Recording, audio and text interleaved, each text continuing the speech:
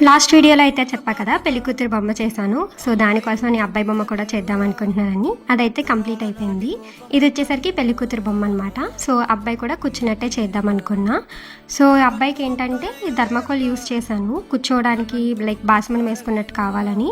అటు ఇటు గ్యాప్స్ కావాలి. సో థర్మాకోల్ అయితే కొంచెం కట్ చేసి దానికైతే గ్లూ గన్తో వైట్ క్లాత్ని ఫిక్స్ చేశాను అనమాట అబ్బాయి పంచిలాగా. అండ్ కిందకి వచ్చేసరికి నేను గుండు సూదులు యూస్ చేశాను.